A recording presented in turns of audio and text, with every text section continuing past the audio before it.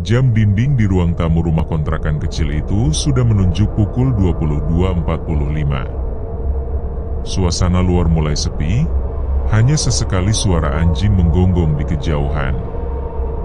Fahri duduk di sofa dengan tubuh gelisah. Ia baru selesai bekerja sore tadi, sempat beristirahat sebentar, lalu menerima telepon dari istrinya, Rani, yang sedang berlibur di kampung halamannya. "Mas, jemput aku ya. Aku kangen banget. Di sini sepi, gak ada siapa-siapa di rumah nenek." Suara lembut Rani terdengar dari ponsel. Fahri sempat ragu. Perjalanan ke kampung istrinya cukup jauh, sekitar 1 jam lewat jalan hutan dan perbukitan. Waktu itu sudah larut, tapi rasa rindu mengalahkan segalanya. "Ya sudah, tunggu aku. Paling lambat jam 12:30 aku sampai," jawab Fahri akhirnya. Setelah mematikan ponsel, ia berdiri dan bersiap. Helm sudah disiapkan, jaket kulit dipakai untuk menahan dinginnya angin malam. Tangannya sempat gemetar saat memasukkan kunci motor ke saku. Entah kenapa ada firasat aneh yang belum bisa ia jelaskan. Ibunya yang tinggal di rumah sebelah sempat keluar ketika mendengar suara motor menyala. "Fahri, kamu mau kemana malam-malam begini?" tanyanya cemas. "Jemput Rani, Bu. Katanya dia sendirian di rumah nenek." Ibunya menghela napas panjang. "Kalau bisa besok pagi saja, RI. Jalan itu angker. Orang-orang sudah sering cerita, banyak yang lihat penampakan kalau lewat tengah malam." Fahri hanya tersenyum kecil, berusaha menenangkan ibunya. "Gak apa-apa, Bu. Doakan saja selamat." Ia lalu menyalakan motor, menarik gas perlahan, dan meninggalkan halaman rumah. Jalanan desa mulai sepi, hanya diterangi lampu kuning redup yang berjajar tak teratur. Di pikirannya, hanya ada bayangan wajah istrinya yang tersenyum. Namun di balik rasa rindu itu, ada perasaan tak nyaman yang makin menebal saat roda motornya memasuki jalan besar menuju hutan. Malam itu, perjalanan menjemput istri akan menjadi perjalanan yang tidak pernah ia lupakan seumur hidupnya. Tenang meninggalkan deretan rumah warga. Jam di layar ponselnya menunjukkan pukul 23.10.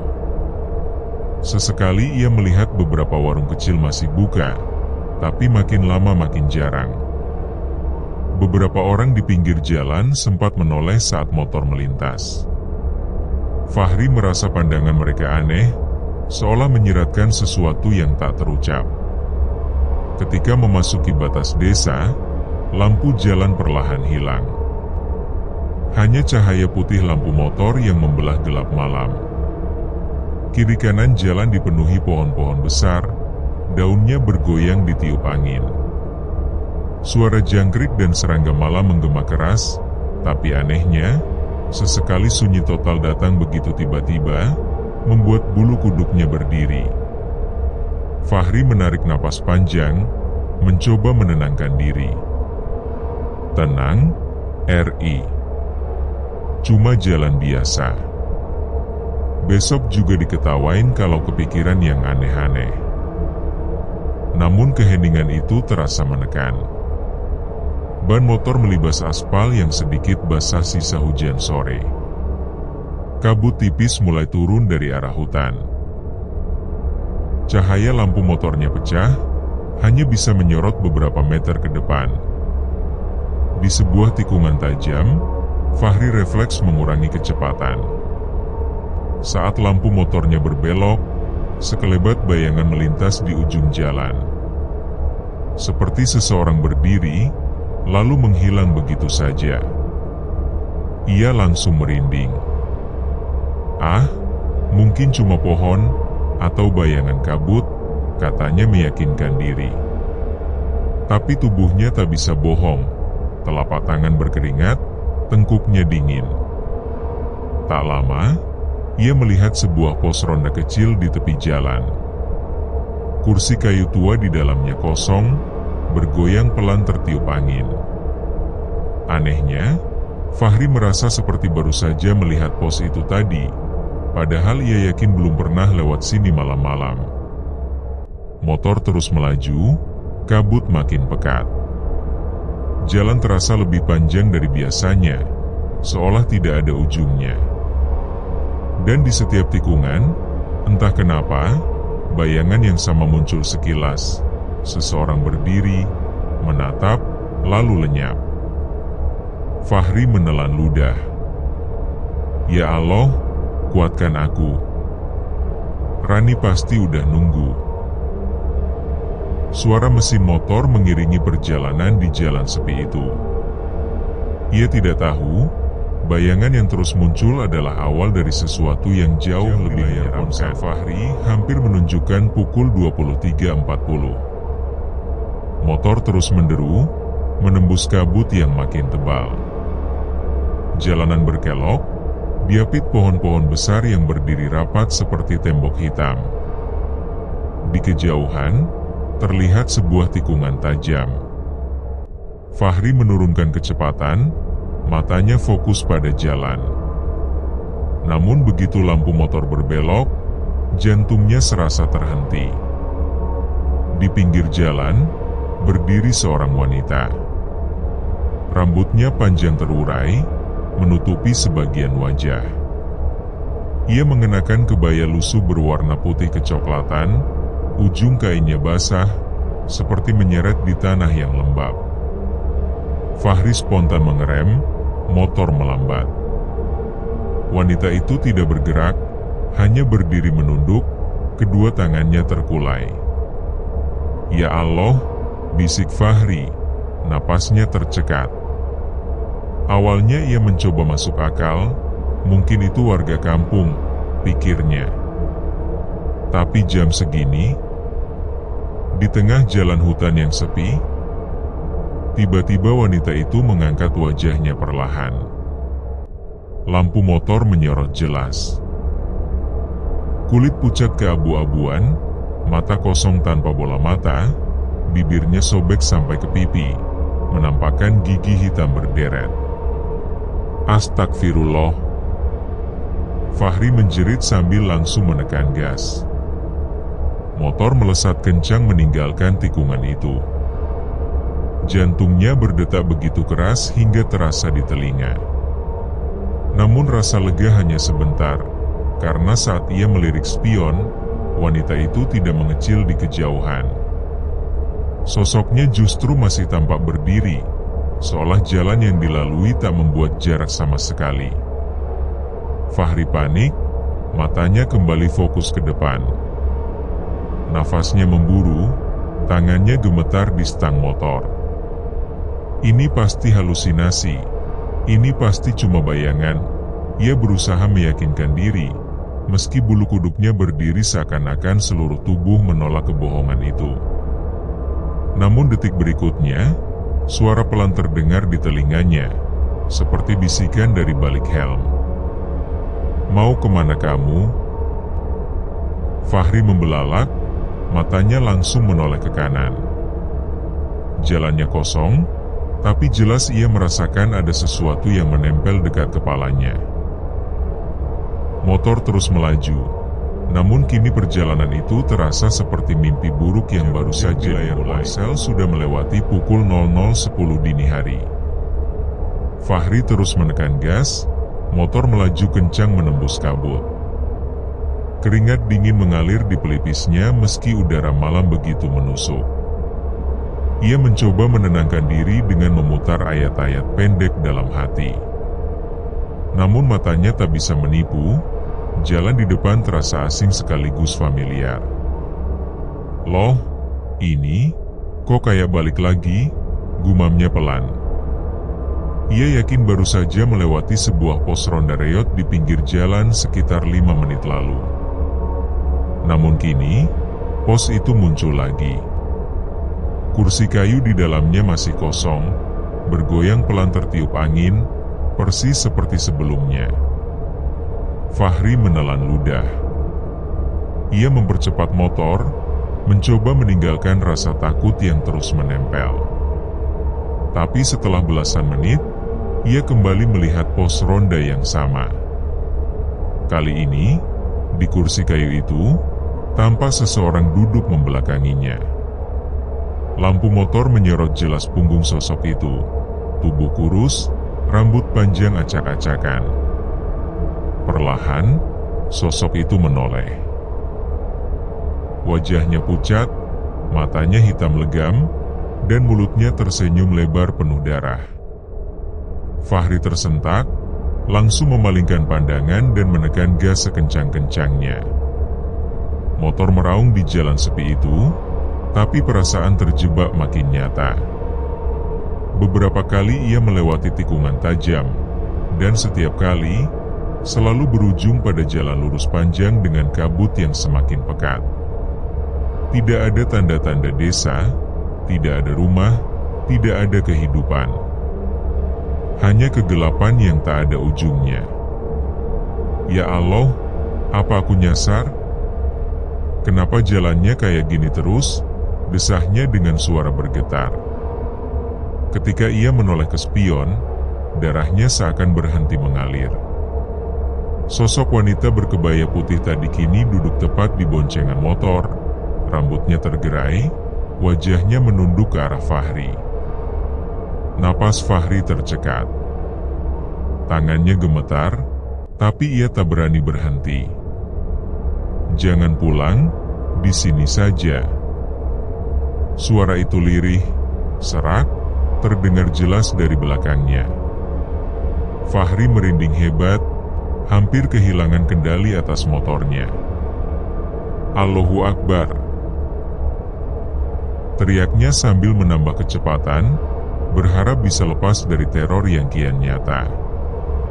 Namun semakin ia berusaha kabur, semakin terasa kalau jalan itu hanya berputar, memerangkapnya di lingkaran malam yang tak berujung, seolah menelan cahaya lampu motor Fahri. Jalanan yang berulang membuat kepalanya pening, dadanya sesak oleh rasa panik. Setiap detik terasa panjang. Fahri menoleh cepat ke spion. Syukurnya, kursi boncengan kosong. Tidak ada lagi sosok wanita itu. Tapi hatinya tidak tenang, justru lebih waspada. Fahri. Suara lirih itu terdengar samar dari sisi kiri jalan, tepat di balik hutan lebat yang gelap gulita. Fahri spontan menoleh, matanya mencari sumber suara. Tidak ada apa-apa, hanya batang pohon besar dengan akar menjuntai seperti tangan. Ia menelan ludah, tangannya makin erat menggenggam stang motor.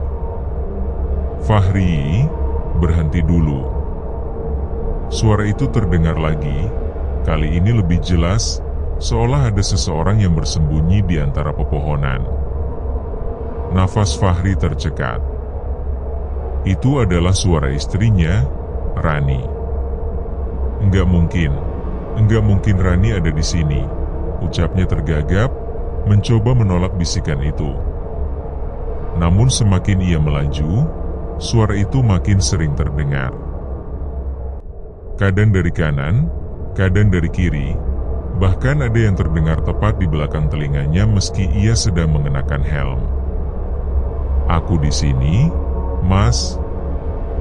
Berhenti sebentar, jangan tinggalkan aku. Fahri mulai kehilangan kendali. Tangannya gemetar, pandangannya kabur oleh air mata yang tanpa sadar menetes. Bismillah, Bismillah, ia komat kamit membaca doa yang masih diingatnya. Tapi suara itu semakin dekat, semakin nyata. Tiba-tiba, dari balik kabut, ia melihat sosok berdiri di tengah jalan. Seorang wanita dengan mukena putih lusuh, menunduk sambil menengadahkan tangan seperti berdoa. Motor hampir menabraknya. Fahri mengerem mendadak, ban berdecit keras di atas aspal. Motor berhenti hanya beberapa jengkal dari sosok itu. wanita itu perlahan mendongak. Wajahnya mirip sekali dengan Rani. Pucat, namun jelas itu wajah istrinya. "Mas, ayo pulang bareng aku." Suaranya parau, bibirnya bergerak kaku. Fahri membelalak, jantungnya serasa pecah. "Bukan, kamu bukan Rani," teriaknya sambil kembali menarik gas dan menerobos sosok itu. Motor melaju kencang, menembus kabut. Tapi detik berikutnya, bulu kuduk Fahri berdiri, karena ia mendengar suara tertawa pelan dari arah hutan, panjang dan melengking, seakan seluruh pepohonan ikut menertawakannya menembus kabut pekat. Nafas Fahri sudah tak teratur, dadanya naik turun seperti baru saja berlari sejauh mungkin. Ia tak lagi tahu berapa lama sudah terjebak di jalan yang sama. Tiba-tiba, lampu motor menyorot ke depan, memperlihatkan sesuatu yang aneh. Sebuah pertigaan jalan terbentang. Jalan lurus di depannya tetap diliputi kabut, sementara ke kanan dan ke kiri tanpa sama gelapnya, hanya ada pepohonan tinggi menjulang. Fahri mengerem perlahan. Astagfirullah, tadi gak ada pertigaan. Jalannya lurus terus, desisnya. Ia berhenti di tengah pertigaan, menurunkan kakinya ke aspal yang lembab. Sunyi. Hanya suara mesin motor yang berdengung, sesekali diselingi suara burung malam yang melengking aneh. Fahri menatap jalan ke kanan. Sekilas ia melihat seperti ada lampu rumah di kejauhan, redup berwarna kuning. Harapan muncul dalam hatinya. "Alhamdulillah, ada kampung," serunya, hampir menangis lega. Namun ketika ia mengedipkan mata, lampu itu padam seketika, lenyap begitu saja, menyisakan kegelapan pekat. "Ya Allah, apa aku lagi diganggu?" gumamnya dengan suara parau. Dari arah kiri jalan, terdengar suara langkah kaki berlari kecil. Fahri menoleh cepat. Dalam cahaya lampu motor, ia melihat anak kecil berlari menyeberang, mengenakan baju merah kusam. Anak itu berhenti sejenak, menoleh ke Fahri. Matanya hitam seluruhnya, lalu ia tersenyum memperlihatkan deretan gigi tajam sebelum berlari masuk ke dalam hutan. Fahri gemetar hebat. Tangannya hampir lepas dari stang motor. "Masuklah ke kiri." Suara lirih itu muncul lagi, kali ini jelas terdengar dari arah cabang jalan sebelah kiri. "Jangan, Mas, ke kanan saja." Suara lain menyahut, berat dan dalam, seperti suara seorang pria tua. Fahri menutup telinganya, berusaha menolak suara-suara itu. "Jangan ikut-ikut aku. Jangan ganggu aku," teriaknya. Tapi suara-suara itu semakin ramai, bergantian membisikkan arah. Ada yang menyuruh lurus, ada yang menyuruh ke kanan, ada pula yang memaksa ke kiri. Semuanya bercampur, membuat kepala Fahri seperti mau pecah. Ia akhirnya menarik gas sekencang mungkin, memilih jalan lurus tanpa pikir panjang.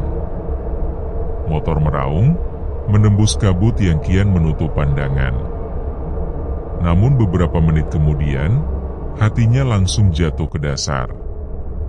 Karena jalan di depannya kembali membentuk pertigaan yang sama persis, dengan bentuk cabang yang identik. "Ya Allah, aku muter lagi," teriak Fahri, hampir menangis karena putus asa. Dan kali ini, di tengah pertigaan itu, berdiri sosok wanita berkebaya putih yang tadi ia lihat di pos ronda, menunggu dengan senyum yang kian lebar. Sejenak, berusaha menguatkan hati. "Ini pasti cuma halusinasi, ini pasti cuma capek," ucapnya meyakinkan diri, meski tubuhnya bergetar hebat. Ia kembali menarik gas, memutuskan menembus pertigaan itu tanpa menoleh ke kiri atau kanan. Motor meraung, rodanya menggilas aspal yang basah. Sosok wanita berkebaya putih tadi hanya melirik sekilas, lalu menghilang di telan kabut. Fahri tak berani menoleh ke belakang. Ia fokus pada jalan, meskipun pandangannya hanya sebatas beberapa meter karena kabut. Nafasnya berat, helmnya terasa makin pengap. Beberapa menit kemudian, ia mulai merasa ada sesuatu yang salah. Motor terasa lebih berat dari sebelumnya. Seolah ada beban tambahan di jok belakang. "Jangan berhenti ya, Mas."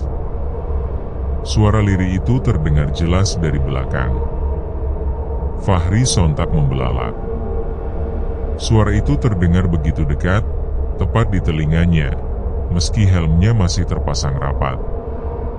Perlahan, ia melirik ke spion kanan. Jantungnya serasa copot. Di spion, ia melihat jelas.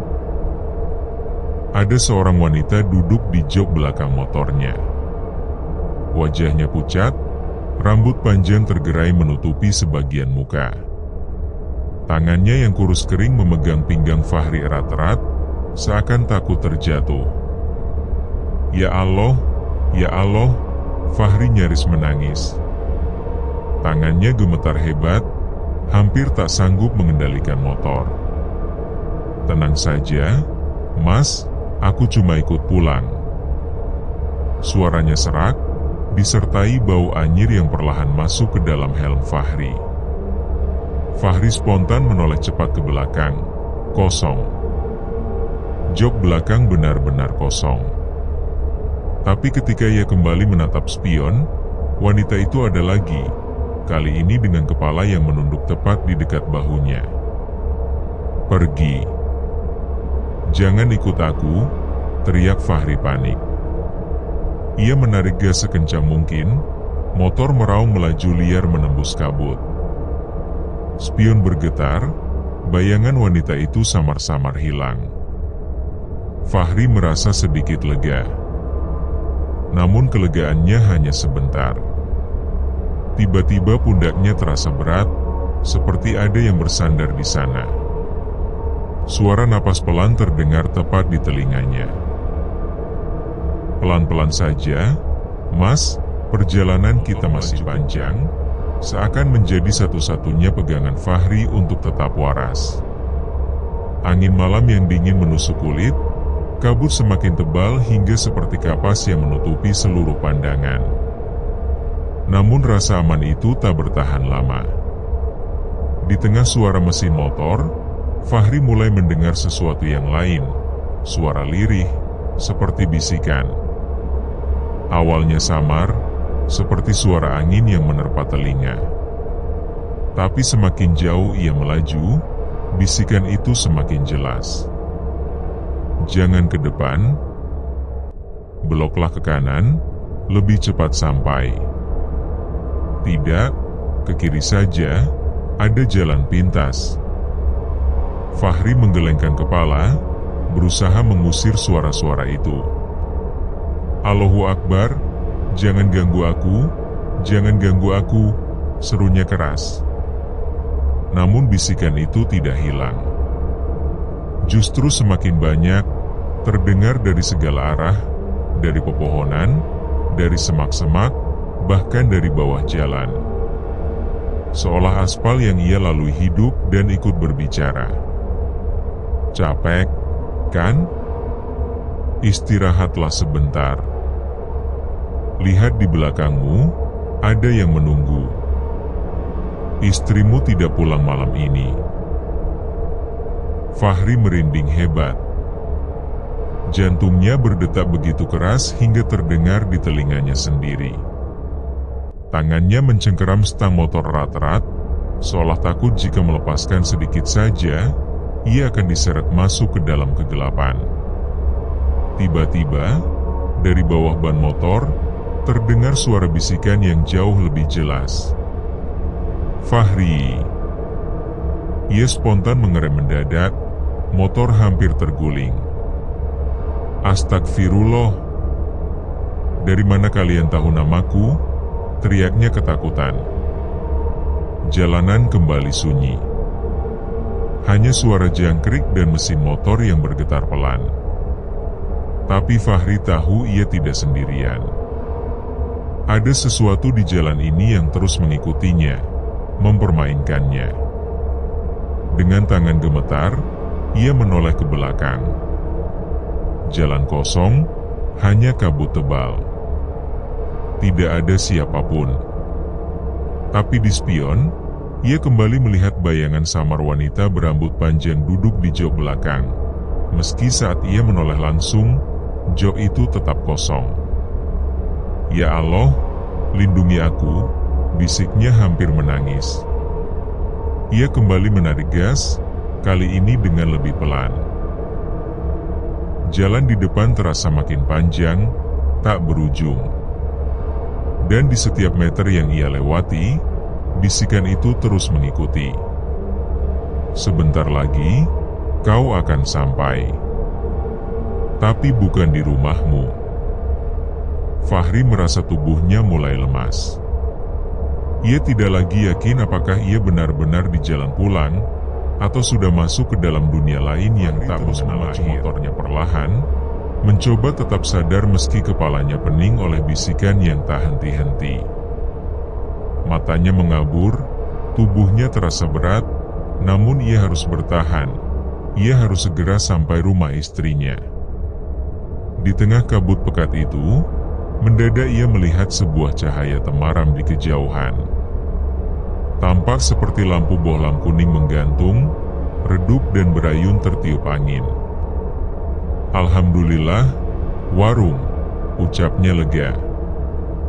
Ia segera menarik motor ke sisi jalan. Tampak sebuah warung kayu tua, dengan papan nama yang catnya sudah mengelupas. Beberapa bangku kayu tersusun rapi di terasnya. Di dalam, ada meja panjang dengan termos besar dan beberapa toples kue kering. Namun yang paling membuatnya lega adalah pemandangan seorang wanita tua yang duduk di balik meja, mengenakan daster lusuh dan kerudung kusam. Wanita itu tersenyum tipis padanya. "Silakan mampir, Nak, istirahat dulu," katanya dengan suara serak. Fahri menelan ludah. Ada sesuatu yang aneh dengan suara itu. Terdengar seolah bergema, tak wajar untuk suara manusia. Tapi tubuhnya sudah terlalu lelah. Ia memutuskan masuk. "Permisi, Bu." Fahri duduk di bangku, meletakkan helmnya di meja. Tangannya bergetar, keringat dingin membasahi pelipis. "Saya hanya mau minum sebentar, Bu. Perjalanan masih jauh." Wanita itu mengangguk. Ia menuangkan air dari termos ke dalam gelas kaca. Asap tipis mengepul. "Minumlah, biar segar kembali." Fahri menatap gelas itu. Airnya jernih, namun entah kenapa ia merasa ada yang aneh. Seperti bau tanah basah bercampur anyir yang samar-samar tercium. Dengan ragu, ia mengangkat gelas itu. Tapi sebelum meneguk, matanya tak sengaja melirik toples kue di meja. Dan saat itulah jantungnya serasa berhenti. Toples itu bukan berisi kue. Di dalamnya ada potongan jari manusia yang pucat, terendam cairan merah pekat seperti sirup. Ya Allah, Fahri menjatuhkan gelas itu hingga pecah berderai di lantai. Wanita tua itu masih tersenyum, namun kini bibirnya terlihat lebih panjang dari semestinya. Matanya menyala redup. Perlahan, ia bangkit dari kursi. Tubuhnya semakin tinggi hingga hampir menyentuh langit-langit warung. "Nak, jangan buru-buru pergi. Minumlah dulu, darahnya masih segar." Fahri terloncat, meraih helmnya, dan berlari ke motor dengan panik. Tangannya gemetar saat mencoba menyalakan mesin. Dari balik kaca helm, ia melihat bayangan wanita tua itu berdiri di depan warung. Tubuhnya makin tinggi, wajahnya memanjang tak berbentuk, sambil tertawa lirih. "Bismillahirrohmanirrohim," teriak Fahri sembari memutar gas. Motor meraung dan langsung melesat menembus kabut. Ia tak berani menoleh lagi. Tapi di telinganya, tawa serak itu masih terus terdengar, seolah mengejarnya, seakan menjadi satu-satunya penyelamat Fahri dari kegilaan malam itu. Nafasnya tersengal, tangan gemetar di atas tang, dan keringat dingin bercucuran meski udara pegunungan begitu menusuk. Setelah merasa cukup jauh dari warung itu, ia berusaha menenangkan diri. "Ya Allah, apa yang baru saja aku lihat? Itu bukan manusia," gumamnya, suaranya bergetar. Namun rasa lega itu hanya berlangsung sebentar. Beberapa menit kemudian, Fahri sadar ada sesuatu yang aneh. Jalan yang ia lewati tak lagi sama. Padahal seharusnya ia sudah memasuki jalan besar yang menghubungkan desa ke kota, dengan deretan sawah di kanan kiri. Tapi yang ada hanyalah jalan beraspal sempit yang dipenuhi pepohonan raksasa menjulang tinggi, menutup langit. Kabut semakin tebal, menelan cahaya lampu motor. Suasana begitu sunyi, tak ada suara jangkrik, tak ada hembusan angin, hanya suara mesin motor yang seolah dipaksa bekerja. Fahri mulai panik. Tidak mungkin. Tadi jalannya lurus, kenapa jadi seperti ini? Ia melirik ke spion, berharap bisa melihat tanda-tanda jalan yang dikenalnya. Namun di spion itu, yang terlihat bukan jalan, melainkan bayangan warung tua tadi, berdiri tepat di belakangnya, lengkap dengan wanita menyeramkan itu yang masih tersenyum. "Ya Allah, jangan ikuti aku. Jangan ikuti aku." Fahri hampir berteriak histeris.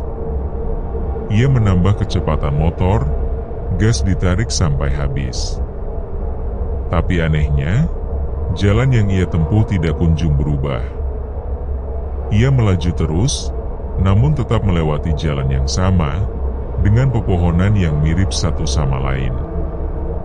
Ini seperti lingkaran, aku kembali ke tempat yang sama, katanya gemetar. Benar saja.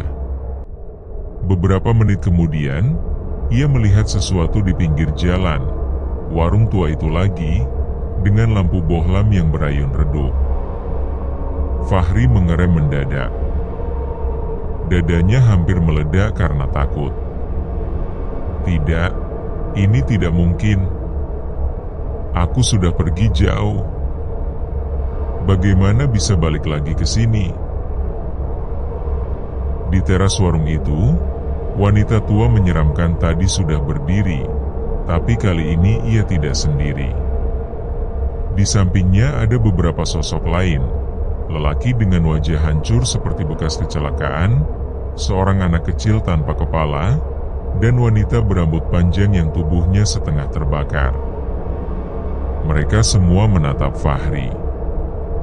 Serentak, bibir mereka bergerak, mengeluarkan suara lirih yang sama.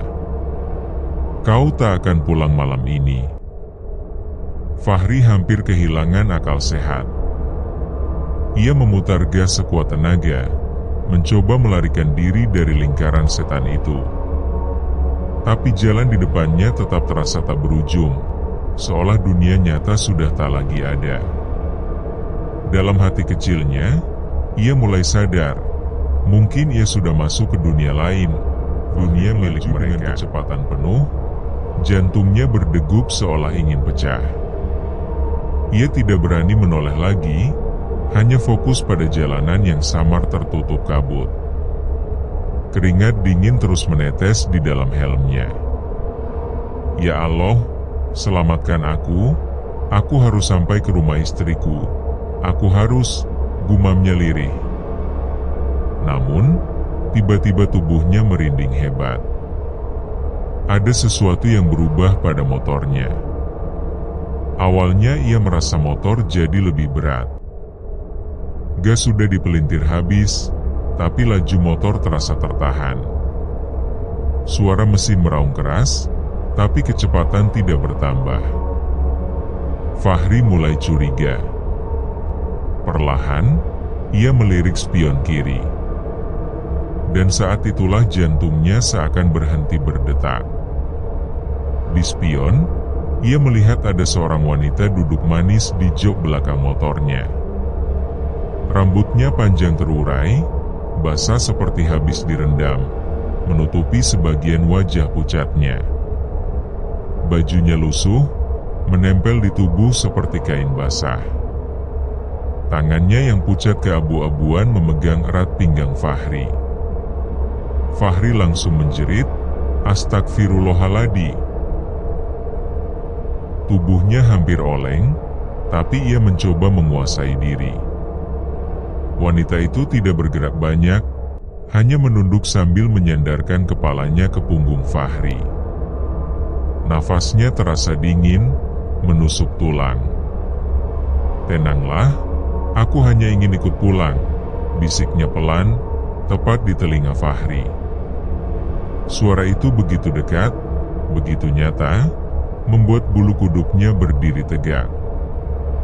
Fahri ingin berhenti, ingin meloncat dari motornya, tapi pikirannya kacau. Bagaimana kalau begitu ia malah dikepung semua makhluk itu? Ia hanya bisa membaca doa sekuat tenaga, mulutnya bergetar tanpa henti. A'udzubillahi minasyaitonirrajim. Bismillahirrohmanirrohim. La ilaha illallah. Wanita itu terkekeh lirih, suaranya seperti gabungan tangis dan tawa. "Kau bacakan doa?" "HM, itu tidak akan membuatku pergi. Aku hanya ingin menemanimu sampai tujuanmu." Fahri tak tahan lagi. Dengan nekat, ia menoleh sedikit ke belakang dan hampir menjerit lagi. Wajah wanita itu ternyata bukan wajah manusia utuh. Matanya kosong, hanya lubang hitam menganga, mulutnya sobek hingga ke pipi. Dari sela bibirnya menetes cairan hitam yang mengalir ke jaket Fahri. "Ya Allah, jangan ganggu aku!" teriak Fahri histeris. Ia menginjak rem mendadak. Motor berhenti dengan suara decit ban. Fahri meloncat turun, napasnya terengah. Ia menoleh ke jok belakang, kosong. Tidak ada siapa-siapa. Namun, suara lirih masih terdengar tepat di belakang telinganya. "Aku masih di sini." Dengan tubuh gemetar, dadanya naik turun tak beraturan. Motor terhenti, knalpot masih mengeluarkan suara ngeremeng pelan. Ia menatap sekeliling, mencoba memastikan di mana ia berada. Tapi seketika wajahnya memucat. Lampu motor yang menyala samar menyibak pemandangan di kanan kiri jalan. Deretan batu nisan berlumut, berjajar tak teratur. Beberapa berdiri miring, sebagian bahkan patah. Pohon besar dengan akar menjuntai menutupi sebagian area, menambah kesan menyesakkan. "Ya Allah, ini kuburan," bisik Fahri dengan suara tercekat. Ia yakin betul, jalur ini seharusnya tidak melewati pemakaman. Di peta yang ia hafal, tak ada kuburan di sepanjang jalan menuju kota. Tapi nyatanya, kini ia berada di tengah-tengah lautan makam. Angin berhembus, membawa bau tanah basah bercampur anyir. Dari kejauhan, terdengar suara-suara lirih, seperti bisikan orang mengaji, tapi pelan, terputus-putus, kadang terdengar seperti erangan. Lampu motor bergetar, cahayanya meredup. Bayangan nisan-nisan seakan bergerak sendiri. Fahri memejamkan mata sejenak, mencoba menenangkan diri. Fokus, Fahri, jangan berhenti lama di sini. Keluar dari jalan ini. Ia kembali naik ke motor, berusaha menyalakan gas. Namun, saat itu matanya menangkap sesuatu. Di salah satu nisan yang besar, ada seseorang duduk. Sosok perempuan, dengan kain kafan yang sudah compang-camping, menunduk menatap tanah. Rambutnya hitam panjang menjuntai ke depan, menutupi wajah. Fahri tercekat. Tangannya gemetar di stang motor. Sosok itu kemudian perlahan mengangkat kepalanya. Wajahnya penuh belatung yang merayap keluar dari rongga mata dan hidung. Dengan suara serak, ia berbisik, "Kenapa kau ada di sini, malam-malam?" Fahri spontan menginjak gas, motor melesat kencang. Matanya lurus ke depan, tak berani lagi menoleh. Jalan setapak itu terasa makin panjang, tak ada ujungnya. Batu nisan terus bermunculan di kiri kanannya, seakan mengepung. Di tengah laju itu, ia mendengar suara lain. Bukan hanya satu, melainkan banyak suara, berlapis-lapis. Suara tangis, jeritan, tawa, bahkan suara bacaan doa yang terdengar menakutkan. Semua menggema di telinganya. Motor oleng.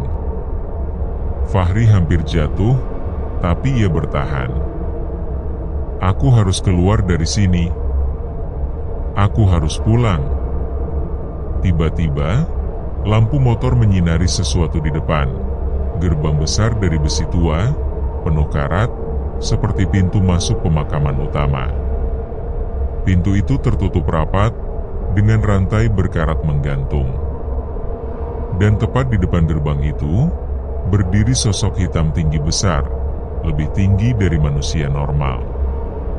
Tubuhnya kurus dengan kain lusuh yang berkibar, kepalanya tertutup tudung, hanya menampakkan wajah tengkorak dengan mata menyala merah.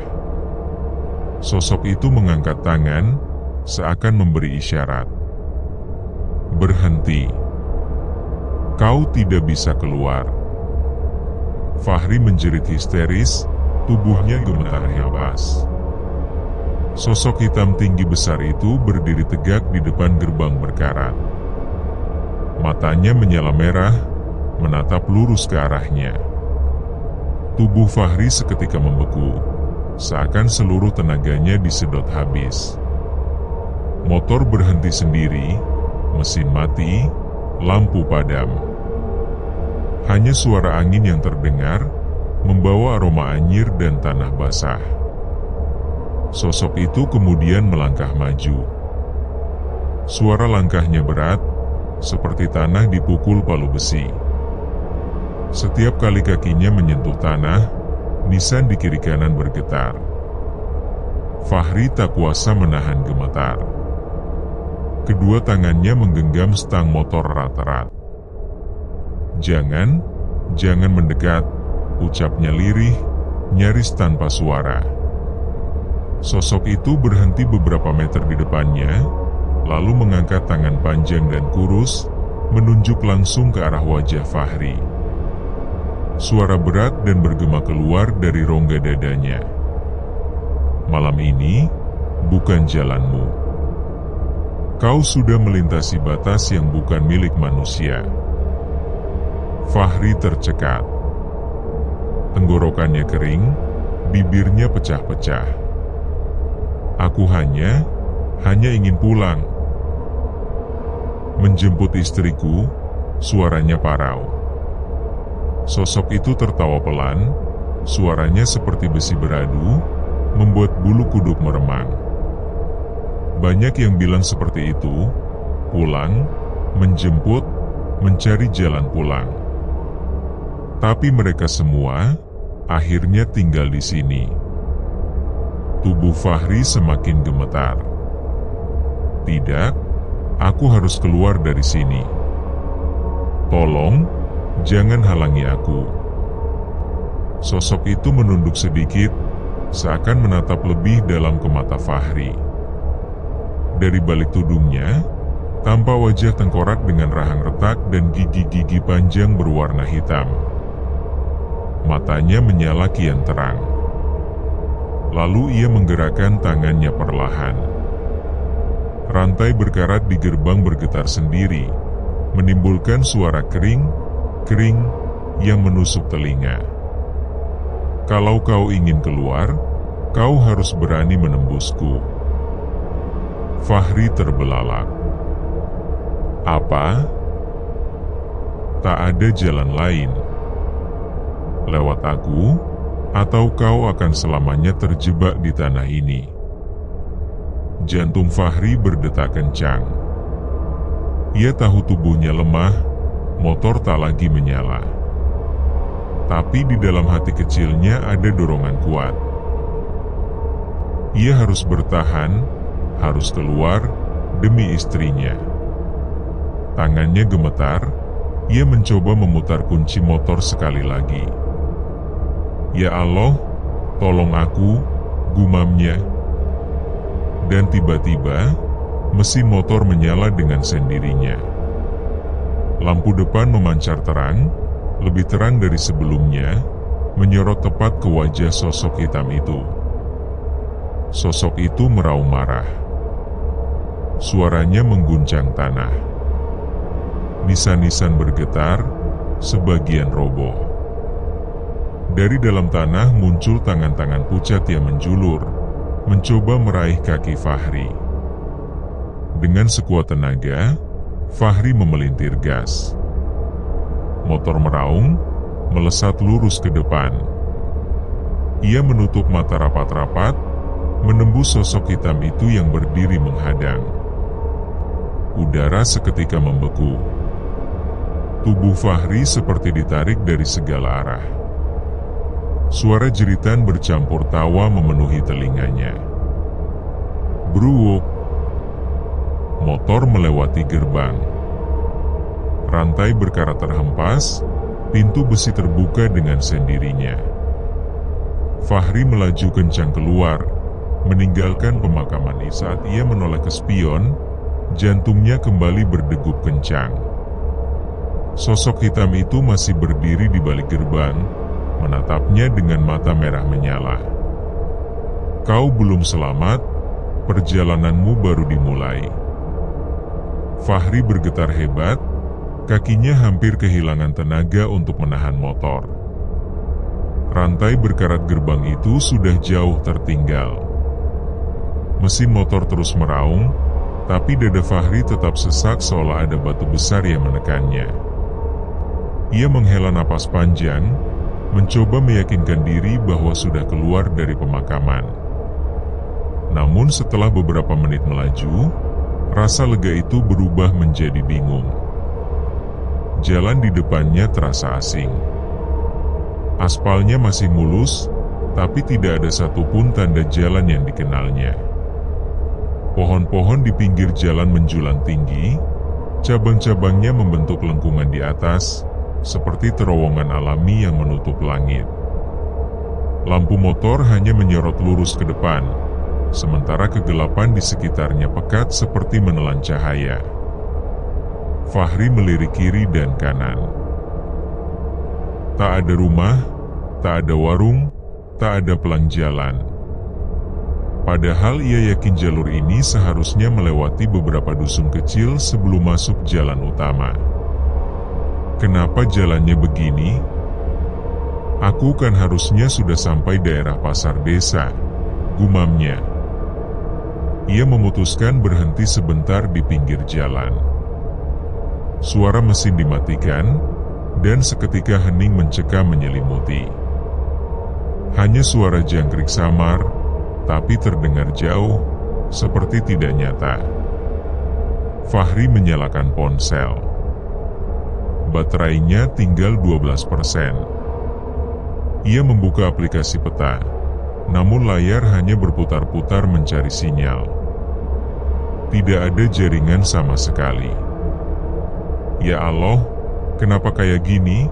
Keringat dingin membasahi pelipisnya. Ia mencoba menenangkan diri, lalu kembali menyalakan motor. Maju saja. Pasti nanti ada orang. Jangan berhenti terlalu lama. Motor kembali melaju. Jalan itu lurus, seakan tak berujung. Sesekali angin dingin berhembus, membawa bau anyir yang menusuk hidung. Beberapa kilometer kemudian, Fahri melihat cahaya samar di kejauhan. Jantungnya sedikit lega. Alhamdulillah, mungkin ada rumah, pikirnya. Tapi semakin dekat, cahaya itu tampak berasal dari lampu jalan tunggal.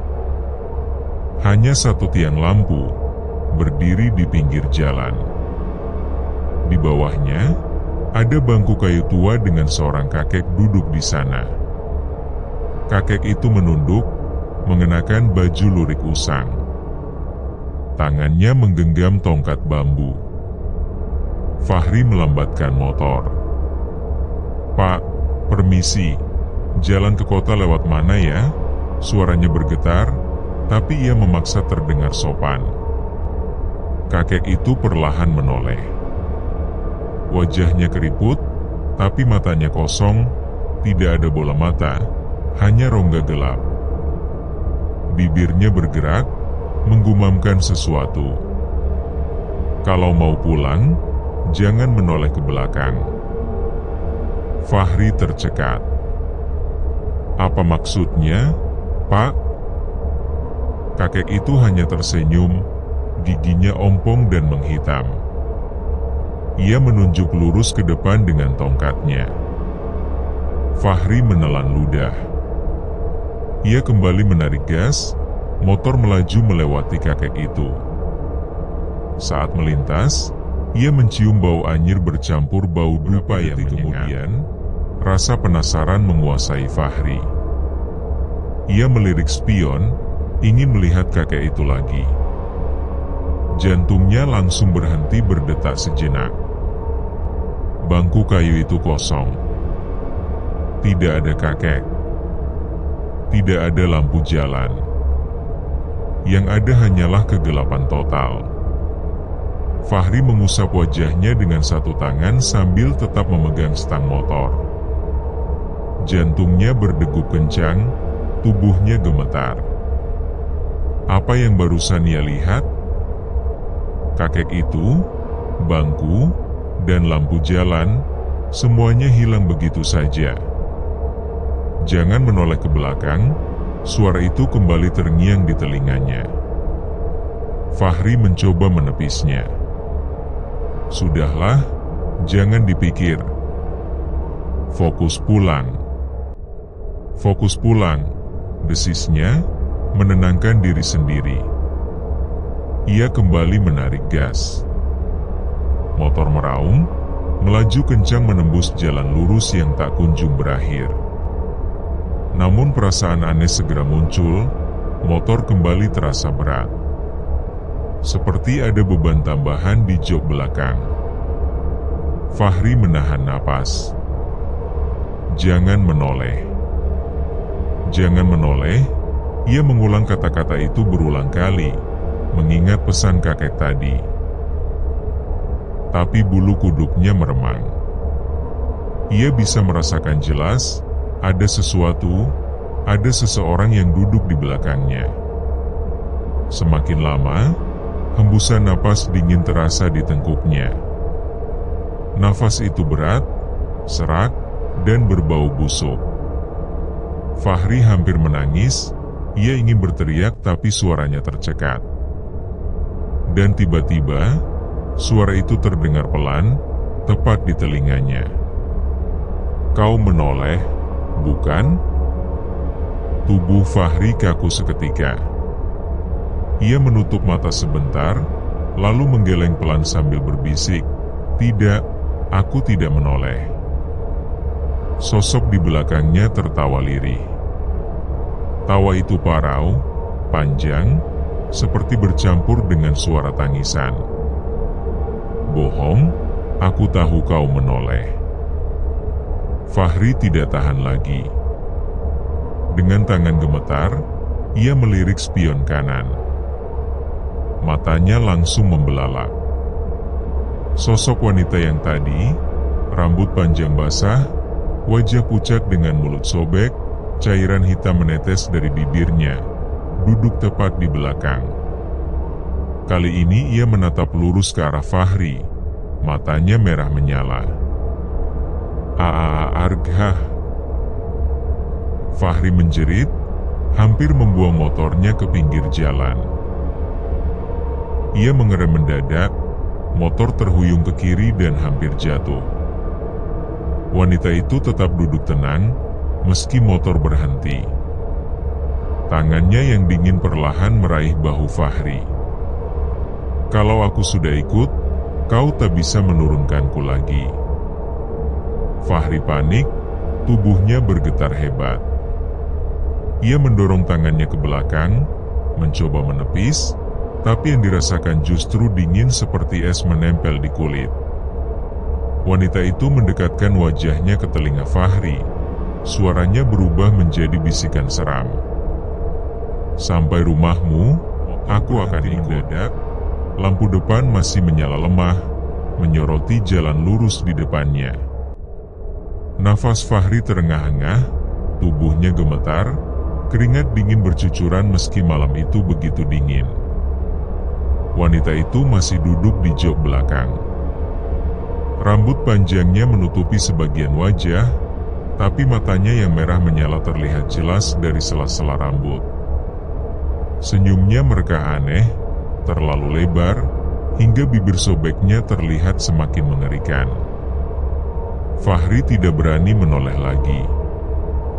Ia hanya bisa menggenggam stang motor erat-erat, jari-jarinya hampir kaku. Dalam hati, ia terus berdoa, melafalkan ayat-ayat pendek sekuat yang ia ingat. Motor kembali digas, melaju cepat, seolah ingin kabur dari sosok itu. Jalan lurus itu panjang, tak ada persimpangan, tak ada rumah, hanya pepohonan tinggi yang menjulang seperti dinding raksasa. "Ya Allah, tolong aku," desisnya hampir menangis. Namun setelah beberapa menit, tiba-tiba lampu motor menyorot sesuatu di kejauhan. Fahri terbelalak. Jalan itu buntu. Tepat di depannya ada sebuah tebing batu menjulang, tinggi dan licin, seolah jadi dinding besar yang menutup jalur. Tak ada jalan lain, tak ada celah, hanya batu hitam pekat yang berdiri menghadang. Fahri langsung mengerem keras, ban motornya berdecit, nyaris tergelincir di tanah berpasir. Motor berhenti hanya beberapa meter dari tebing itu.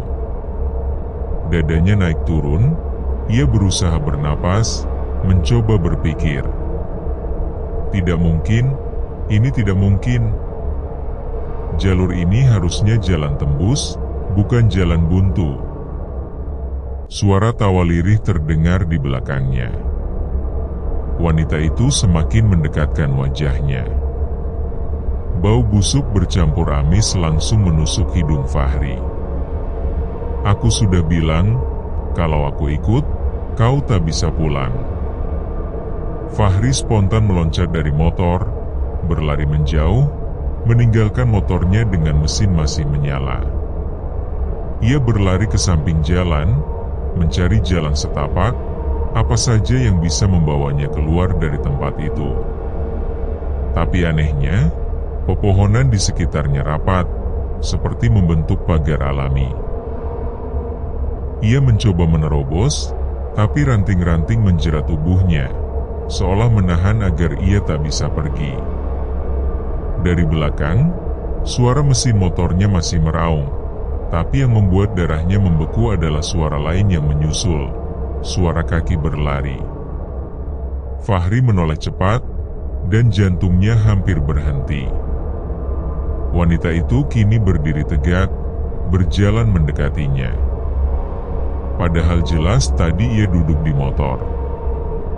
Langkahnya berat, namun cepat. Tubuhnya kaku, tapi gerakannya seakan bisa melesat lebih cepat dari manusia biasa. "Jangan lari, kau sudah menjemputku." Suara itu menggema, seperti berasal dari segala arah, membuat kepala Fahri pusing. Ia berlari lebih kencang, meski ranting-ranting menampar wajahnya, melukai tangannya. Nafasnya terengah, paru-parunya seperti terbakar. Namun setiap kali ia menoleh, wanita itu selalu ada di belakang. Tidak pernah semakin jauh, selalu dalam jarak yang sama. Fahri tersandung akar pohon besar dan jatuh tersungkur. Lututnya berdarah, kepalanya pening. Saat ia mencoba bangkit, sosok wanita itu sudah berdiri tepat di hadapannya.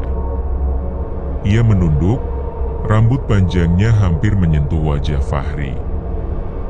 Dari mulut sobeknya, cairan hitam kental menetes ke tanah. "Aku ikut pulang bersamamu."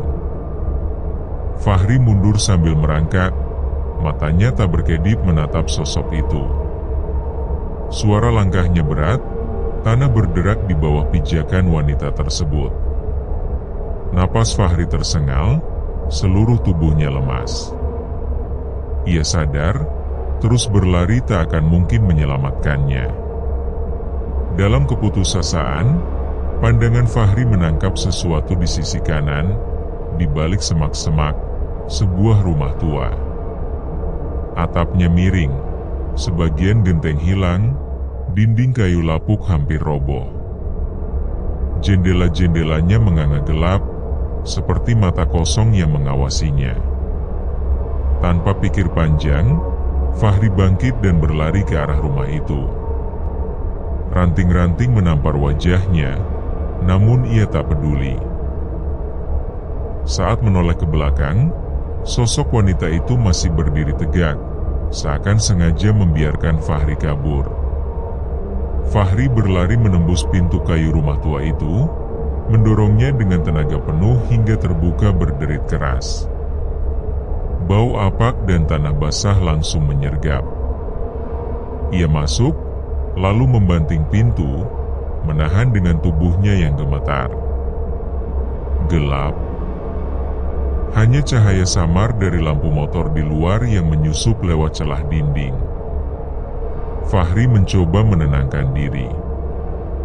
Ia menyandarkan tubuh pada dinding kayu yang dingin dan lembab. Nafasnya masih terengah, keringat bercampur dengan darah di lutut. Astagfirullah, astagfirullah. Ya Allah, lindungi aku. Dari luar, suara langkah wanita itu tak terdengar lagi. Sunyi. Hanya suara jangkrik yang jauh, sesekali diselingi lolongan anjing entah dari mana. Namun kesunyian itu justru membuat Fahri semakin takut. Ia menyalakan senter dari ponselnya. Cahaya putih kecil menyapu ruangan itu. Ruang utama rumah itu kosong. Lantai kayunya lapuk, sebagian bolong. Di sudut, ada lemari tua tanpa pintu, dan meja reot dengan kain putih kotor menutupi sesuatu. Dinding penuh dengan noda hitam, entah bekas asap atau jamur. Fahri melangkah pelan, lututnya bergetar. Tiba-tiba, duk, duk, duk. Suara ketukan dari arah belakang rumah. Fahri sontak menoleh, cahaya senter gemetar di tangannya. Ketukan itu terdengar lagi, lebih keras.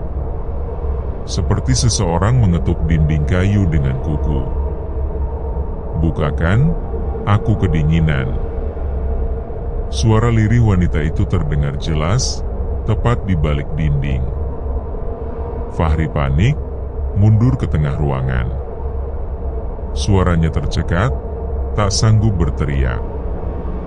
Cahaya senter menyapu sekeliling, dan saat ia mengarahkan ke sudut ruangan, jantungnya hampir berhenti. Di sudut, di atas lemari tua, ada sesosok bayangan sedang duduk jongkok.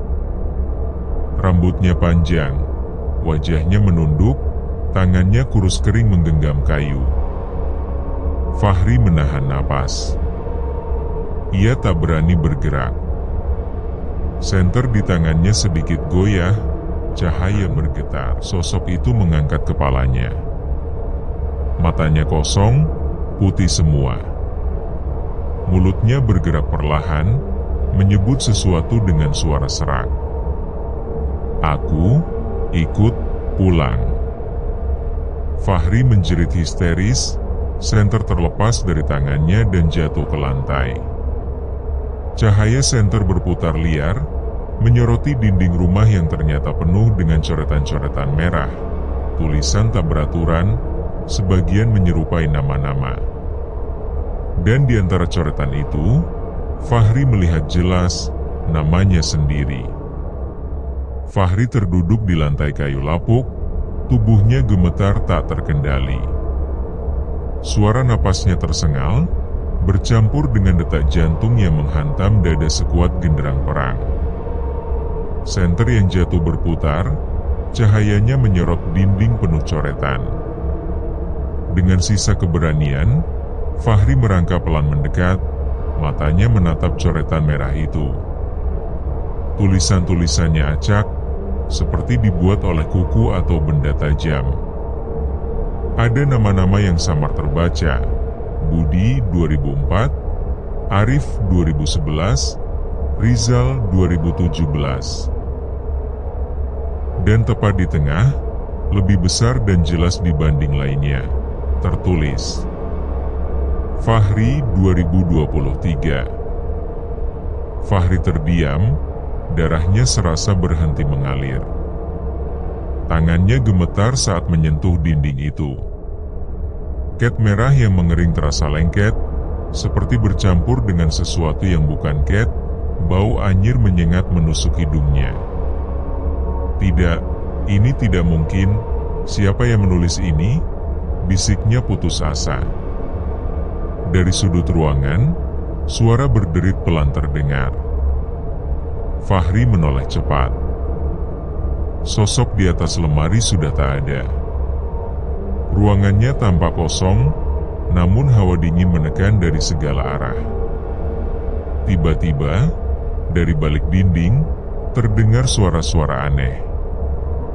Bukan hanya satu, melainkan banyak. Suara berbisik, suara tertawa lirih, bahkan suara tangis anak kecil bercampur jadi satu. Nama sudah ditulis, berarti tidak bisa pulang. Ikut kami, ikut. Fahri menutup telinganya, tapi suara itu justru terdengar semakin dekat, seolah berasal dari dalam kepalanya. Dalam kepanikan, ia bangkit dan mendekat ke meja reot di sudut ruangan. Tangannya menyingkap kain putih kotor yang menutupinya. Fahri menahan muntah. Di bawah kain itu terdapat tumpukan buku catatan tua berlumuran bercak merah. Kertasnya menguning, sebagian sobek. Ia membuka salah satunya dengan tangan gemetar. Tulisan di dalamnya terbaca samar, namun jelas-jelas adalah catatan perjalanan orang-orang. Ada kisah tentang pendaki, tukang ojek, hingga pegawai yang pernah melintas di jalan ini. Semua menuliskan pengalaman terakhir mereka sebelum menghilang. Dan di halaman terakhir buku itu, Fahri terpaku. Tertulis dengan tinta merah. Fahri. Malam ini. Pulang menjemput istrinya. Buku itu terlepas dari tangannya. Ia mundur, mulutnya tak mampu mengeluarkan suara. Air matanya mulai jatuh tanpa sadar. Kenapa? Kenapa ada namaku di sini? suara pintu rumah mendadak berderit pelan. Dari celahnya, terlihat sosok wanita berkebaya putih tadi masuk perlahan. Wajahnya kini jelas. Pucat pasi, bibir hitam, dan matanya kosong menatap lurus ke arah Fahri, lalu berbisik dengan suara yang membuat bulu kuduk berdiri. "Sudah kucatat namamu, sekarang giliranmu." Fahri terhuyung mundur ketika sosok wanita berkebaya putih itu melangkah masuk semakin dekat. Nafasnya tersengal, tangannya mencari-cari sesuatu untuk dijadikan senjata. Namun yang ada hanya buku tua penuh bercak merah yang tadi ia jatuhkan. "Tidak, aku harus keluar dari sini," teriaknya dalam hati. Dengan sekuat tenaga, ia berlari ke pintu depan. Gagang pintu berkarat itu ia putar keras-keras, tapi tidak bergerak sedikit pun. Terkunci rapat. Fahri menendangnya, menghantam dengan bahu, namun pintu itu hanya berguncang, seolah dinding kayu lapuk itu berubah menjadi baja. "Bukalah! Buka!" teriak Fahri panik. Di belakang, suara langkah pelan si wanita semakin dekat. Suara kain kebaya menyeret lantai terdengar jelas. Tawa lirihnya mengiris telinga. "Kau tak bisa lari. Pintu itu bukan untuk keluar. Itu pintu masuk, hanya masuk." Fahri menoleh sekilas. Sosok itu kini sudah berdiri hanya beberapa meter darinya. Senyumannya merekah lebar, terlalu lebar, hingga pipinya sobek. Cairan hitam menetes ke lantai. Fahri langsung lari ke jendela. Ia dorong, ia pukul dengan kepalan tangan, tapi kaca itu seolah menyatu dengan dinding. Tidak retak sama sekali. Seperti ilusi. "Tidak, ini tidak nyata, ini tidak nyata," serunya histeris. Ia berlari ke pintu belakang. Sama saja. Terkunci. Bahkan saat ia memaksa menendang berkali-kali, pintu itu justru mengeluarkan suara, jeritan. Bukan bunyi kayu, melainkan jeritan seperti mulut manusia yang kesakitan. "Jangan pergi, teman," bisik suara serak dari balik pintu. Fahri jatuh terduduk, tubuhnya gemetar hebat.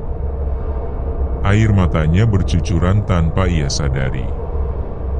Ia memeluk lututnya, kepalanya menunduk, putus asa. Namun tiba-tiba, dari arah loteng, terdengar suara lain. Lirih, pelan, tapi berbeda dari suara-suara mengerikan itu. Suara perempuan muda. "Mas Fahri, cepat ke atas, jangan di situ." Fahri mendongak cepat, wajahnya pucat. "Siapa? Siapa di atas?" Tidak ada jawaban, hanya suara itu terulang. "Cepat, ke atas, sebelum dia sampai padamu." Fahri ragu. Mungkinkah itu hanya jebakan lain? Atau benar-benar ada sesuatu yang bisa menolongnya? Sementara itu, sosok wanita berkebaya putih sudah semakin dekat. Bau anyir darah semakin menusuk hidung, hawa dingin menyesakkan dada. Tangannya yang panjang menjulur, hampir menyentuh pundak Fahri. Dengan sisa tenaga, Fahri bangkit dan lari menuju tangga kayu yang menuju loteng. Tangga itu berderit keras saat ia injak, seolah siap patah kapan saja. Sementara di bawah, sosok wanita itu hanya berdiri menatap ke arah Fahri. Senyumnya perlahan berubah menjadi tatapan murka. "Ke atas, kau akan menyesal," bisiknya pelan, namun menggema di seluruh ruangan setiap kali diinjak Fahri. Nafasnya terengah-engah, flu bercucuran meski udara di rumah itu terasa dingin menusuk tulang. Di belakangnya, suara langkah wanita berkebaya putih sudah tak terdengar lagi. Justru itulah yang membuatnya semakin takut. Setiap langkah menuju loteng terasa seperti berjalan ke dalam perangkap. Cahaya temaram dari sebuah lampu gantung tua yang bergoyang samar menjadi satu-satunya penerangan. Akhirnya Fahri sampai di atas. Loteng itu gelap, penuh debu, dan berisi barang-barang tua yang sudah rusak, lemari jati yang lapuk, koper-koper kulit, dan sebuah dipan kecil berdebu. Bau kapur barus bercampur anyir menusuk hidung. Namun yang membuat Fahri tercekat adalah lukisan-lukisan yang memenuhi dinding loteng. Puluhan, bahkan ratusan. Semuanya menggambarkan wajah wanita yang sama. Wanita berambut panjang, bermata merah, dengan senyum ganjil. Lukisan itu dibuat dengan gaya berbeda-beda, ada yang rapi, ada yang penuh goresan kasar seperti dilukis orang kesakitan. Fahri mundur selangkah, dadanya sesak. Ya Allah, ini gila. Siapa yang melakukan semua ini? Tiba-tiba, suara lirih yang tadi memanggilnya kembali terdengar, lebih jelas kali ini. Mas, jangan takut. Aku di sini. Fahri menoleh ke sudut ruangan. Dari balik lemari tua, tampak sosok wanita muda duduk meringkuk. Wajahnya pucat, rambutnya berantakan, bajunya lusuh. Ia tampak seperti manusia biasa, bukan hantu. "Siapa kamu?" tanya Fahri dengan suara bergetar. Wanita itu menatapnya dengan mata berkaca-kaca. "Namaku Raras, aku juga terjebak di sini." Fahri mendekat perlahan, meski kakinya gemetar. "Terjebak? Maksudmu?" Raras menggigit bibir, lalu menunjuk ke lukisan-lukisan di dinding. Itu semua korban. Siapapun yang masuk rumah ini akan jadi miliknya. Lukisan itu adalah jiwa-jiwa yang tidak pernah bisa keluar lagi. Fahri menelan ludah, tubuhnya merinding hebat. Lalu, wanita berkebaya putih itu, siapa dia sebenarnya? Raras memejamkan mata, suaranya bergetar. Dia dulu seorang istri kepala desa. Mati terbakar di rumah ini puluhan tahun lalu. Tapi arwahnya tak pernah pergi.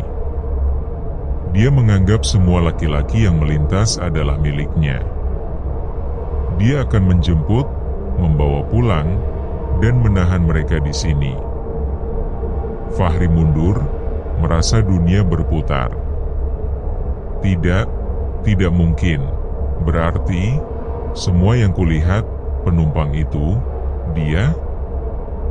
Raras mengangguk pelan. Air matanya menetes.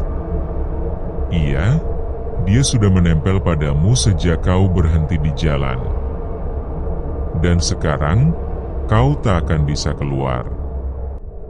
Seketika terdengar suara gedebum keras dari bawah. Pintu depan bergetar, jendela terhantam, seolah ada sesuatu yang mencoba masuk atau keluar.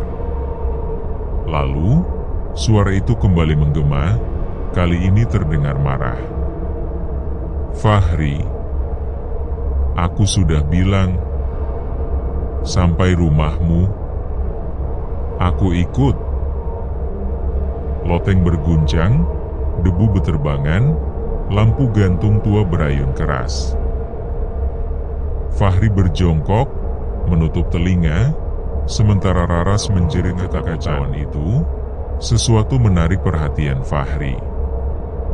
Di balik tumpukan koper tua, ada sebuah pintu kecil setinggi pinggang.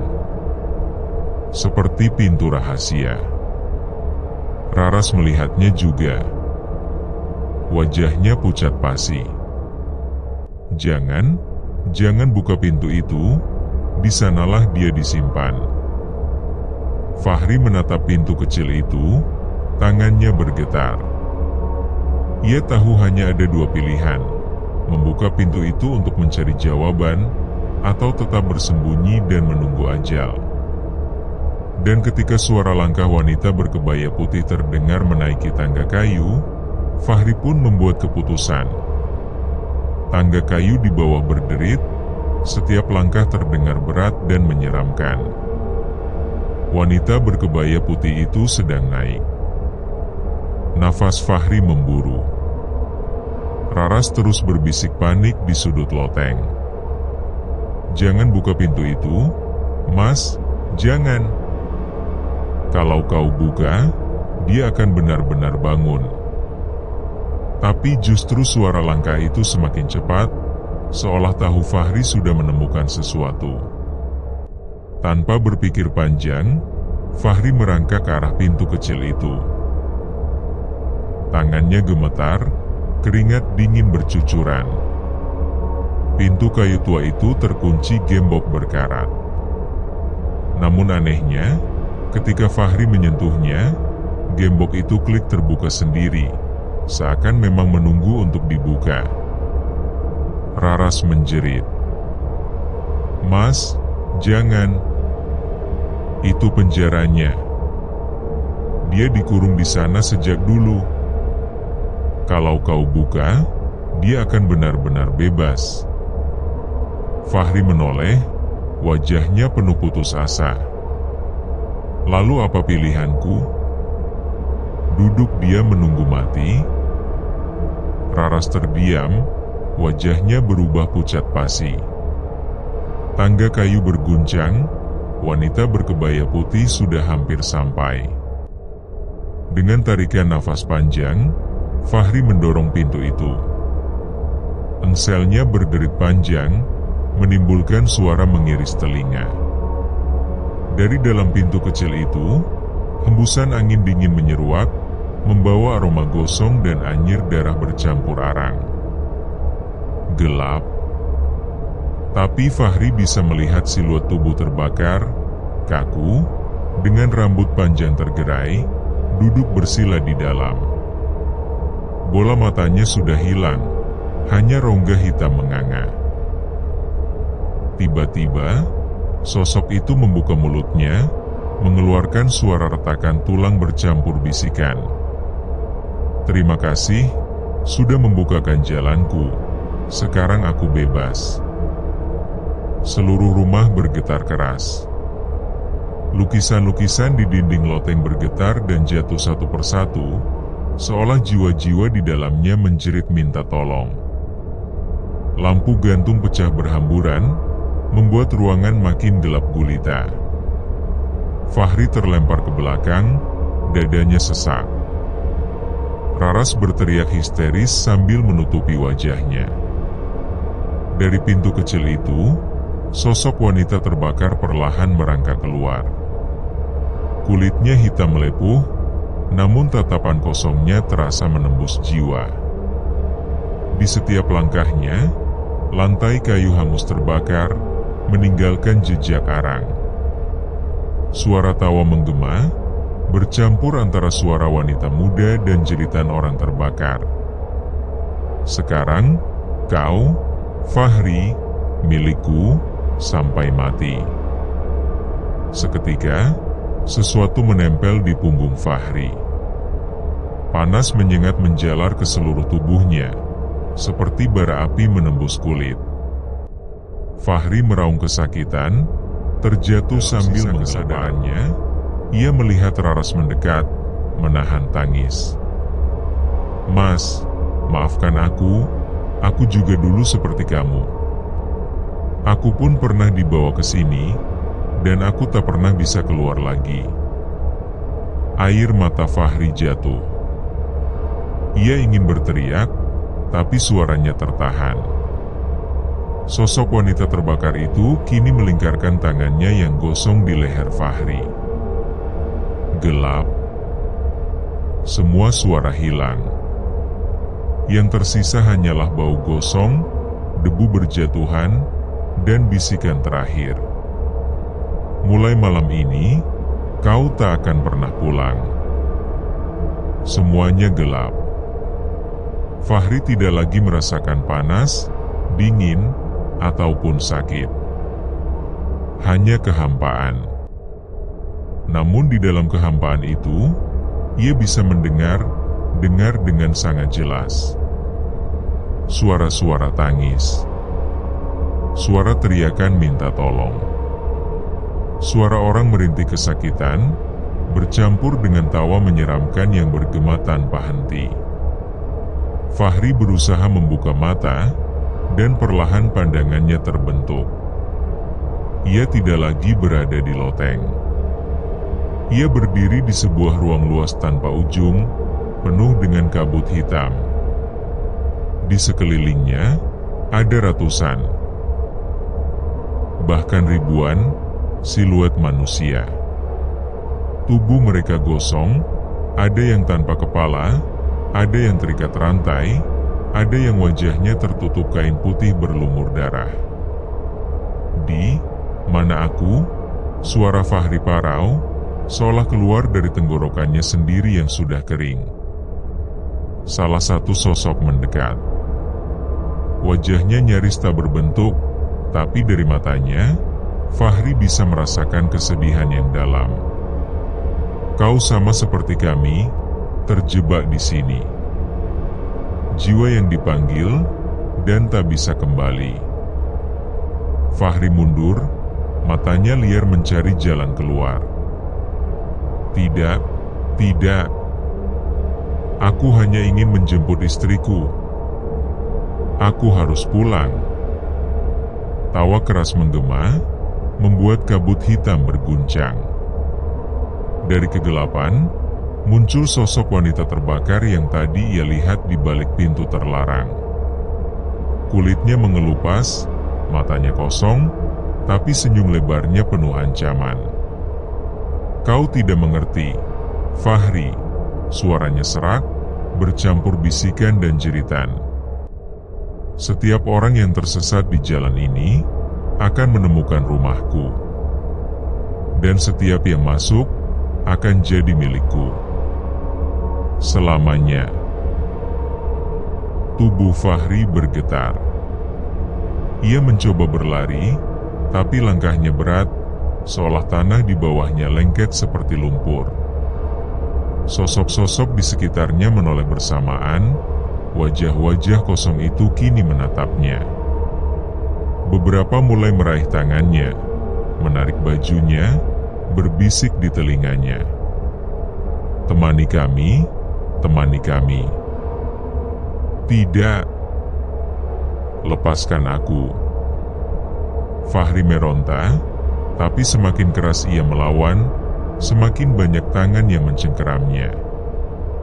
Di kejauhan, Fahri bisa melihat motor Beat hitamnya, terparkir di tengah ruang gelap itu, lampunya menyala redup. Ia berusaha meraihnya, berpikir kalau itu satu-satunya jalan keluar. Namun setiap kali ia berlari mendekat, jarak motor itu semakin jauh. Seperti fata morgana yang mempermainkan harapan. Wanita terbakar itu mendekat, langkahnya menggetarkan tanah. Tidak ada jalan pulang. Rumah ini sudah memilihmu. Dan kini kau akan menjadi bagian dari sebuah tenaga, tapi suaranya langsung ditelan kabut. Tubuhnya perlahan ditarik masuk ke dalam kerumunan arwah-arwah lain, wajahnya penuh keputusasaan. Di detik terakhir, sebelum segalanya kembali hitam pekat, ia mendengar suara Raras berbisik di telinganya. Aku sudah bilang, aku pun terjebak di sini. Kini kita akan bersama, selamanya. Semuanya gelap. Fahri merasa tubuhnya melayang di ruang kosong tanpa ujung. Suara-suara aneh terus bergaung, tangisan, jeritan, Tawa menyeramkan, membuatnya hampir putus asa. Namun di tengah kegelapan itu, ada satu suara yang berbeda. Lembut, penuh kehangatan. "Mas, pulanglah, aku menunggumu." Itu suara Rani, istrinya. Suara yang sangat ia kenal. Hatinya bergetar hebat. Ia menggenggam dirinya sendiri, berusaha fokus pada suara itu. "Aku harus pulang, aku harus pulang," bisiknya, kali ini penuh tekad. Seketika, kabut hitam di sekelilingnya bergetar. Sosok-sosok mengerikan yang meraihnya menjerit, seperti terbakar cahaya. Dari kegelapan, cahaya putih mulai muncul, makin lama makin terang, menelan seluruh bayangan mengerikan. Fahri menutup mata, lalu merasakan angin menerpa wajahnya. Ketika ia membuka mata kembali, ia sudah duduk di atas motornya, yang melaju di jalanan aspal. Kabut perlahan menipis, digantikan oleh cahaya rembulan. "Ya Allah, aku benar-benar bisa keluar," ucapnya terbata, matanya basah oleh air mata syukur. Tanpa menoleh lagi ke belakang, ia memacu motor dengan hati-hati. Jalanan yang tadinya terasa panjang dan berliku kini terlihat normal. Tidak ada lagi tikungan aneh, tidak ada rumah tua, tidak ada bisikan. Beberapa jam kemudian, ia tiba di gapura desa tempat Rani tinggal. Lampu-lampu rumah warga menyambutnya. Udara dingin berubah menjadi hangat, penuh kehidupan. Rani sudah menunggu di depan rumah orang tuanya. Saat melihat Fahri, ia langsung berlari, memeluknya erat. "Mas, aku khawatir sekali. Kenapa lama banget?" Fahri tak mampu berkata banyak. Ia hanya membalas pelukan itu, memejamkan mata, merasakan ketenangan yang sempat ia kira takkan pernah ia temui lagi. "Yang penting, aku sudah pulang." Malam itu, Fahri benar-benar bisa beristirahat dengan tenang di samping istrinya. Walau bayangan horor perjalanan tadi masih membekas di pikirannya, ia sadar satu hal, doa dan tekad untuk pulanglah yang menyelamatkannya. Dan ia berjanji, takkan pernah lagi menempuh perjalanan malam sendirian melewati jalan sekuat tenaga, tapi suaranya langsung ditelan kabut. Tubuhnya perlahan ditarik masuk ke dalam kerumunan arwah-arwah lain, wajahnya penuh keputusasaan. Di detik terakhir, sebelum segalanya kembali hitam pekat, ia mendengar suara Raras berbisik di telinganya. "Aku sudah bilang, aku pun terjebak di sini. Kini kita akan bersama selamanya." Angin malam makin kencang berembus, menusuk tulang. Motor Fahri meraung kencang di jalanan sepi. Namun entah mengapa, rasanya ia tetap tak kunjung sampai di kampung Rani. Jalan yang lurus selalu saja berulang. Pepohonan di kanan kiri seperti hidup, rantingnya merangkul, suaranya berbisik-bisik seperti mengejek. Di spion motor, bayangan wanita terbakar itu masih mengikuti. Rambutnya yang gosong berasa beterbangan, matanya merah menyala. "Fahri, berhenti, ikut aku, kau tak akan pernah pulang." Napas Fahri tersengal. Keringat dingin bercucuran. Tangannya gemetar memegang stang motor. Ia hampir putus asa, tapi tiba-tiba teringat sesuatu. Ucapan gurunya di musola kecil dekat rumahnya dulu. "Fahri, kalau kau berada di tempat asing, jangan takut. Bacakan doa ini. Insya Allah, Allah akan menolongmu dari gangguan yang tak terlihat." Suara sang guru, Kiai Mahfud, terngiang jelas di telinganya. Dengan bibir bergetar, Fahri mulai membaca doa yang diajarkan. Adzu bikalimtil hitam timin syari emhoalak. Tangannya makin mantap memegang stang motor. Ia ulangi doa itu berkali-kali, suaranya semakin lantang. Dan anehnya, setiap kali doa itu terucap, bayangan wanita di spion semakin kabur. Jeritan melengking terdengar, seperti sesuatu yang terbakar oleh cahaya. "Tidak, kau tidak boleh lepas," raung wanita itu. Fahri semakin kencang melafalkan doa, bercampur isak dan rasa takut yang luar biasa. Cahaya putih samar muncul di sepanjang jalan, menelan kabut pekat yang selama ini membungkusnya. Tikungan demi tikungan yang sebelumnya terasa tak berujung kini lurus terbuka. Gapura desa mulai tampak di depan.